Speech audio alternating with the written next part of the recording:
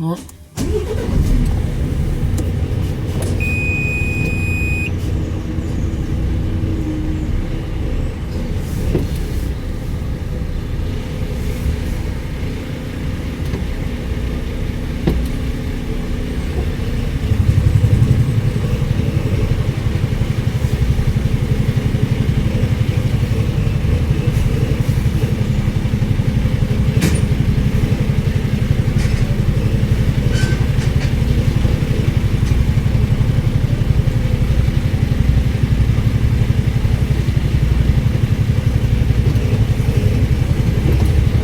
Stop.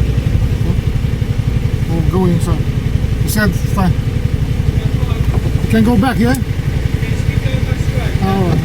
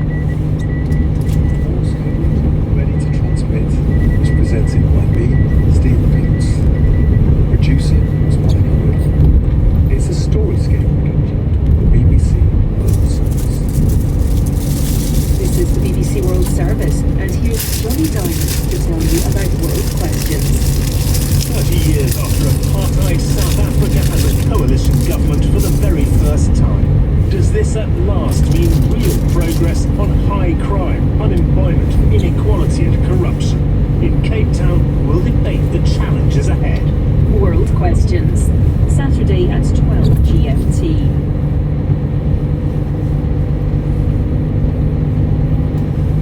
In 50 minutes, witness history. With me, Jane Wilkinson. I'm taking you back to World War II. Meet one of the most decorated army units in US military history, the so-called Purple Heart Battalion. Next, it's cycling. This is the BBC World Service, the world's radio station.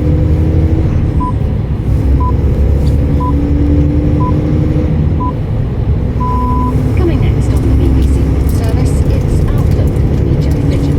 Argentine composer Ruth Isham writes songs for children. One of them in particular has been getting an extraordinary reaction across the country.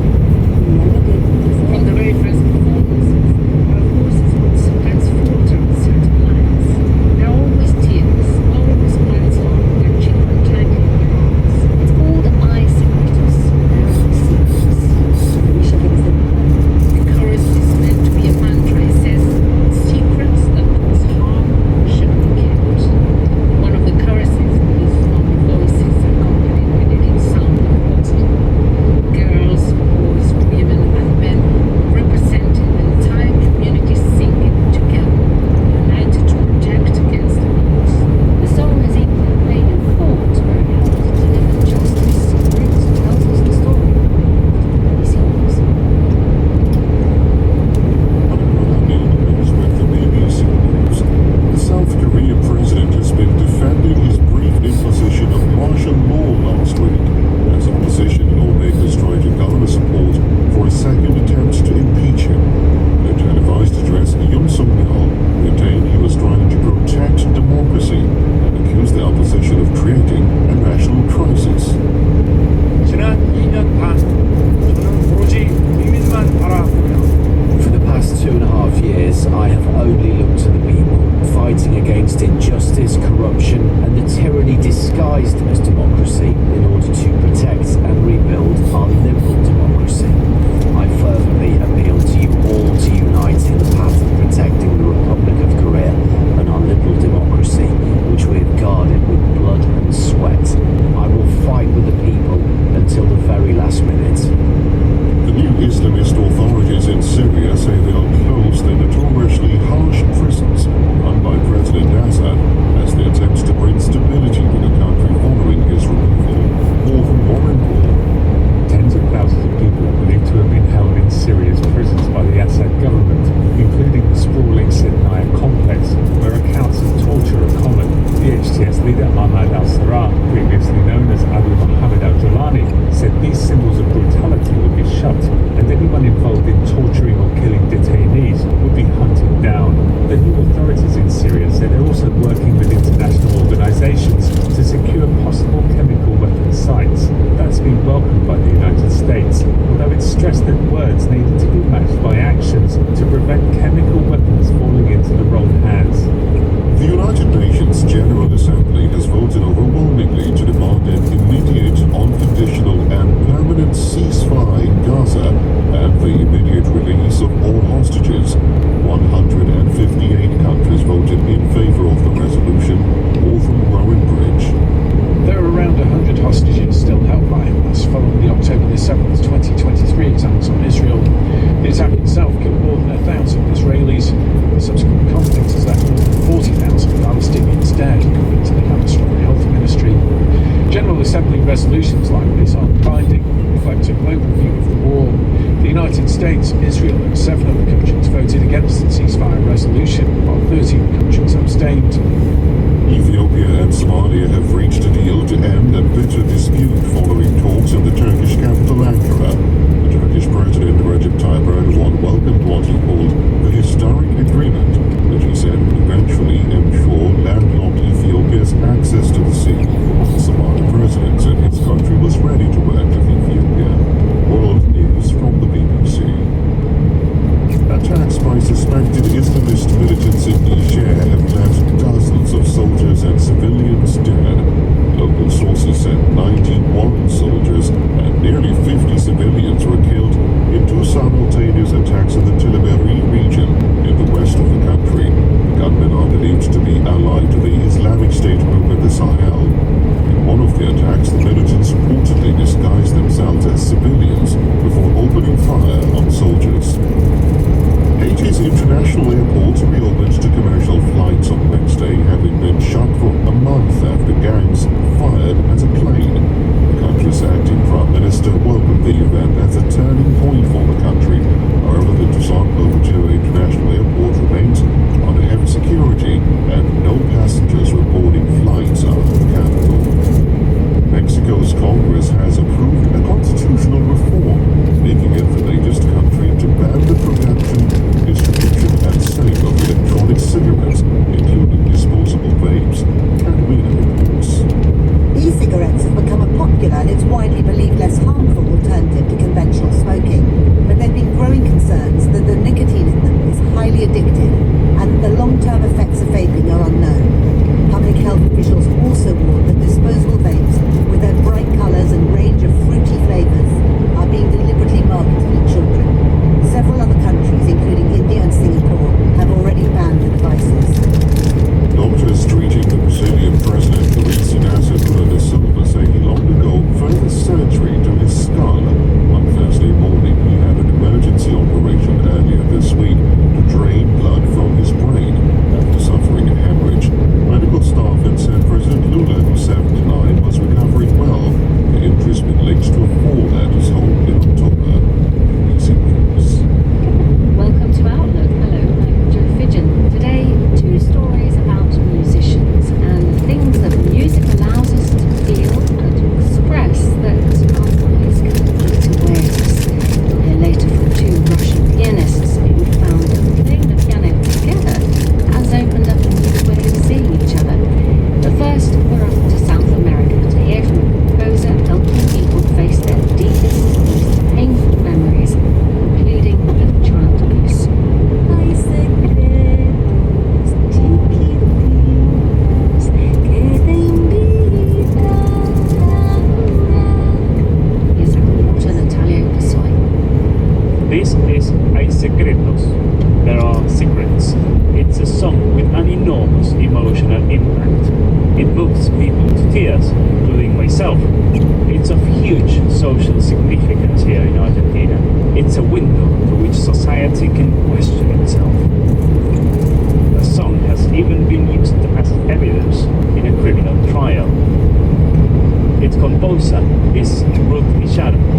She grew up and lives in Santo Tomé, a small town in Argentina, where I visited her.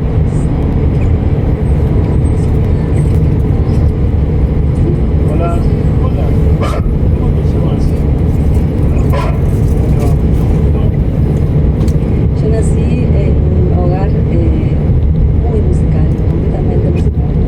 I was born into a very musical home, completely musical. Music was there before I even arrived. My mom and dad went singing in polyphonic choirs. Yes, it was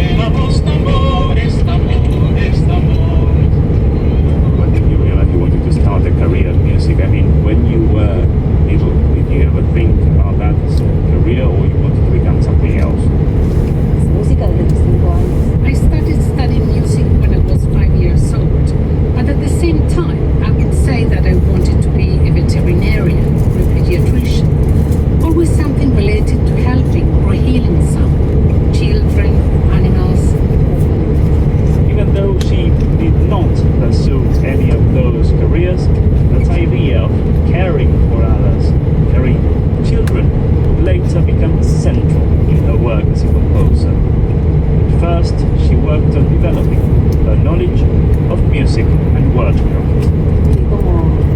I gradually became more focused on music as I was always studying it. I pursued a musical education alongside primary and secondary school, so at home it seemed obvious that I would go on to study music at university. But at that point I said no, I'm going to study literature instead. Voy a estudiar letras. Ruth studied literature for 1 year, then decided she did not like how the course was run and went back to studying music. She first thought she would be part of an orchestra, the typical path followed by academic musicians. But with time, her interests widened. She met another musician. They decided to start a children's music group. Estuvimos 2 años. We spent 2 years composing. When we had a song we were happy with, we started recording it. Once we had 10 songs, we immediately uploaded all the songs to YouTube and made them freely available, which no musicians were doing at the time because they thought it would stop people from buying the records. Si lo hacían, no le iban a comprar los discos. Se viene la loca.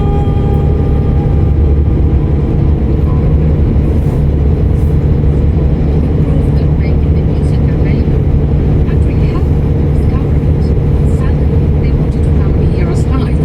They even wanted to have the album at home or share it with others. Y el disco con otra gente. The band was called Canticuénticos, which combines the words canto or cantar, singing in Spanish, and cuentos, tales. In their early days, thanks to their distribution strategy and the nature of the songs, Canticuénticos were quickly discovered by teachers. Y eso vimos que enseguida los docentes We noticed straight away that teachers, for example, began using the repertoire, using the songs in the classrooms. Throughout this journey, we've always tried to ensure that the songs resonate with children, not just in what is traditionally considered children's content, quotation marks. There is this idea that children's material should be simple and easy, but in reality, childhood is neither simple nor easy. It's very complex and at times very difficult. That's why Canticuénticos songs often address themes that rarely, if ever, appear in other children's music. What do I want to say in a song? Well, I want to say things that at times aim to inspire some kind of change. quieren generar algún cambio. Does it take a lot to compose one of these songs? Depende, pero en general sí. It depends, but generally yes, because I'm very meticulous and I like to give everything the time it needs. Sometimes I find myself staying up all night because an idea has suddenly come to me and I have to keep going because, I don't know, the muse won't return the next day. So it's either that night or never. Other times there are songs that take a long time before they finally awake. But I always have this sense that the song already exists, that it's a matter of uncovering it, like Michelangelo's idea that the artwork is already inside the stone and you just have to chisel it out. I think it's a bit like that. The circle around the song, catching glimpses through one window here, another crack there, and at some point the shell breaks open and the song emerges. It's magical, really. Pero es como mágico. Si no alcanzan las palabras para lo que hay que contar. One of the songs is Hay Secretos, there are secrets, which speaks directly to the listeners, to the children, about being able to speak up when a secret is hurting them. It was destined to have a significant role in helping children and adults deal with painful events in their lives. Ya no habrá que andar con miedo. How was it that you ended up composing Hay Secretos? Bueno, para esta canción creo que convergieron. Well, I think a lot of things came together for this song. Many paths converged in a way that led to the song emerging. And I feel that, in a way, I didn't compose that song. It composed wrote it in 2017, during a time when the issue of abuse was starting to come more present in the public sphere. It had already been surfacing for a few years, but we were coming into a period where it was suddenly a public issue after having been a private matter for so long. I asked myself what could be done through music, but that's as far as I went at that point. Then I remember we were filming the video for the lullaby Noni Noni, looking for the most tender, nurturing, comforting images we could think of. Ocurría. Es la hora de hacer noni y me apuro por llegar. Entonces, bueno. So there were Laura and Daniel, two of the members of Canticuénticos with a newborn baby. I was there with one of my teenage daughters. Nahuel was with his grandmother. We were seeking out these warm, familiar, protective images. It struck me, this doesn't encompass all childhoods. There are many who won't fit within the world of this song. There's another song that's more urgent. That's when I thought, I have to try, even though so difficult, even though words might seem insufficient or non-existent. I have to try. How do you talk about this without hurting or wounding someone who is already hurt? I had all this swirling in my head when I received an email, another of those paths that led to the song. It was from a social worker named Sabrina Medina from Paraná, a neighboring city a few kilometers away. She said she worked in abuse prevention programs and that there were very few autistic resources available. She shared some key ideas with me, a theme of secrets, fear, trust, and offering help. I went home knowing the song had already started to take shape. I began writing the lyrics and remember sending her a verse to ensure nothing in it could unintentionally harm anyone. In writing, I aimed to allude without naming directly so that someone experiencing abuse could recognize themselves in it, while someone who wasn't could interpret it as something much lighter, maybe about smaller secrets or slightly bigger ones. In fact, my daughter, who was 10 or 12 at the time, understood nothing beyond the idea of a little secret or a slightly bigger one. When I started writing, I immediately knew I wanted it to be in the rhythm of a vidala, a deeply introspective and reflective Argentine folk rhythm. Straight away, I thought this has to be a vidala to communicate this message in a calm and thoughtful way. Esto que quiero comunicar. Y hay secretos tan pesados que no dejan respirar. The song says that there are tiny little secrets that invite you to play, but there are secrets so big that they come to scare you, and those are so heavy they don't let you breathe. In a particularly emotional passage, the song talks directly to the listener and says, "If words aren't enough for what you need to tell, let's make up a new language. I'll always listen to you." Y la canción tiene una especie de The song includes a kind of mantra. The chorus is meant to be a mantra. It says, secrets that cause harm shouldn't be kept. In one of the choruses, we use only voices accompanied by the deep sound of box drum. The voices include girls, boys, women, and men, representing the entire community singing together, united to protect against abuse. Because when the song speaks to children, it also speaks very, very strongly to adults. mucho a los adultos también. Los secretos que hacen mal no se tienen que guardar. What do you think it has to tell grown-ups or help them with? Y en realidad los adultos somos In reality, we adults are responsible for the well-being of children, and not just our own children, but all children. I think that's precisely what the song aims to say. Pay attention, stay alert, be where you need to be, and look at these children with a sensitive and compassionate gaze. Not just your own children. Many adults focus solely on certain children while neglecting others. It's about adopting a responsible attitude wherever you may be. A great deal of this responsibility falls on teachers, who are in fact the unsung heroes in this story. Teachers in schools are often the ones who have the most access to homes where children feel safe enough to open up.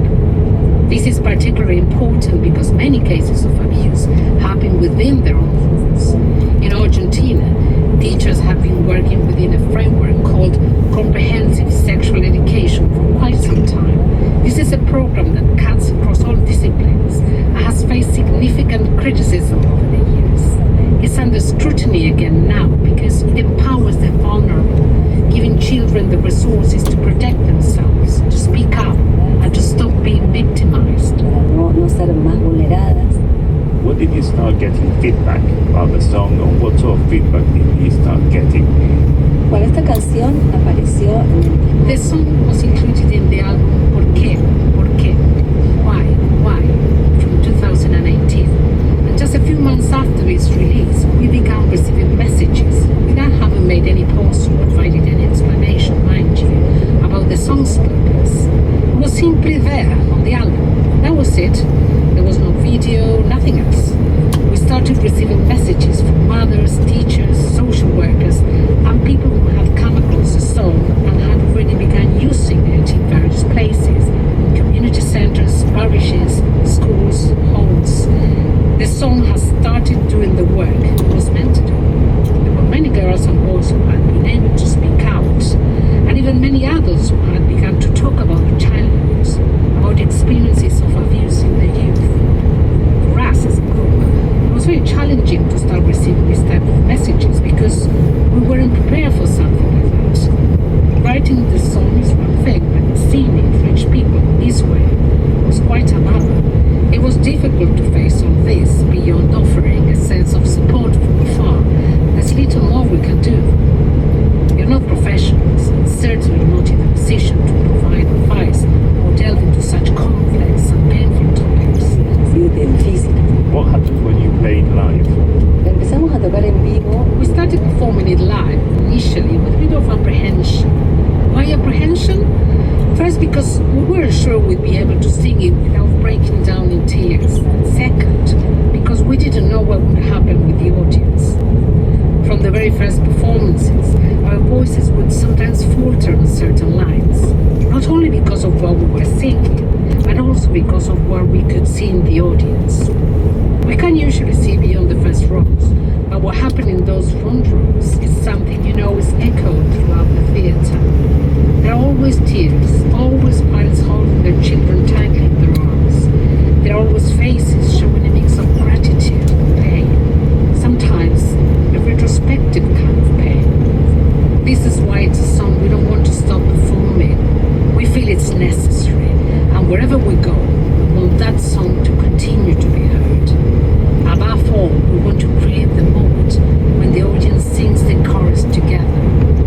Just like we did on the album, there's a part in the performance where we let the audience sing it along. And that act of the audience singing along together is deeply engaging.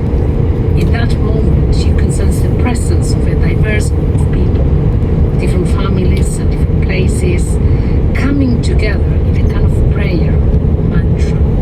It's wonderful and it's incredibly powerful. Gradually, we learn how to go through the whole song without crying or breaking down completely. But that doesn't mean we are not moved by every tear we see in the audience. There hasn't been a single concert where something profoundly moving and beautiful hasn't happened during this song. Fuerte y hermosa esa canción. The song has even reached the justice system in Argentina.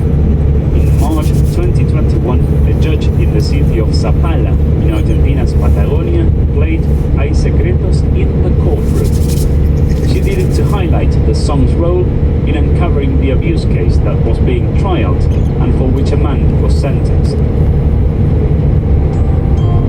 What had happened was that a music teacher had presented the song to primary school students. One of those pupils, a girl, shared it with her family at home, and one of her sisters, moved by it, disclosed that she neighborhood that came forward and shared their own stories of abuse by the same man.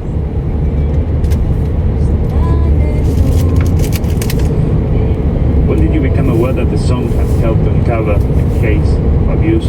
How did the news make you feel? It was 2021, 2 years after the release of the video for the song Hay Secretos. We were performing in Buenos Aires, I remember, when I received a call from a journalist.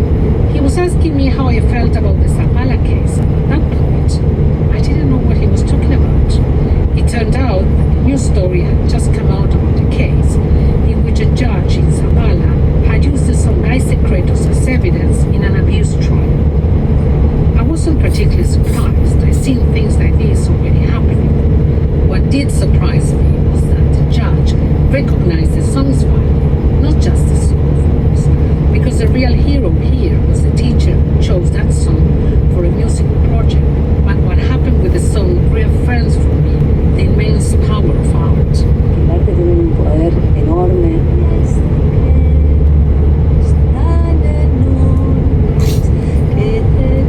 I became a father in 2018 and I started listening to children's music. And I remember starting listening to Canticuéntico, some of more playful songs. I remember when I heard this song the first time, I couldn't stop crying, and I still cannot really listen to a song without shedding a tear. I think I can relate personally very much to what you say happens in the concert. And I think that's one of the reasons why I wanted to have a chat with you and make this program. Sí, me parece que Yes, I think that happened to many people. In fact, I've had countless unique experiences with that song. For example, a Brazilian anthropologist, a musician and anthropologist, got in touch with me and said, I want this song to exist in Portuguese. I'm going to help you create a translation into Portuguese because it needs to exist. es porque quiero que esté.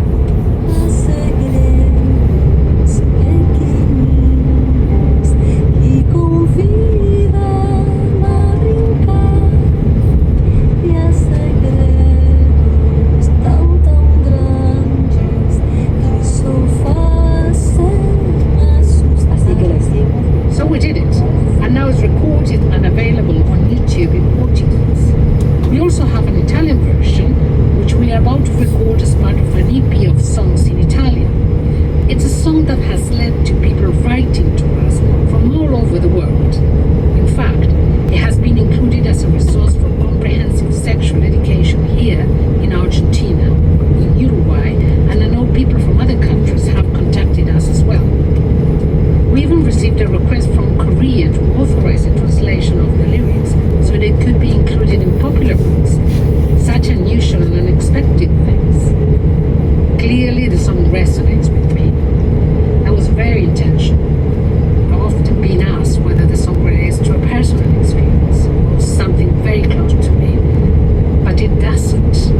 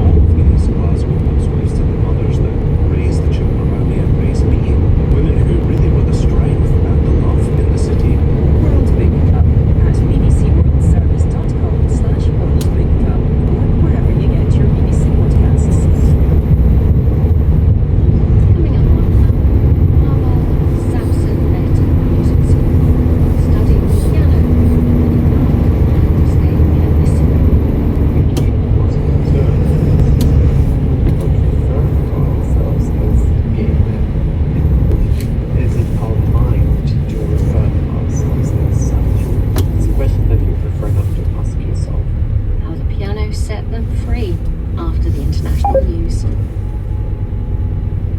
BBC News with Neil Nunes.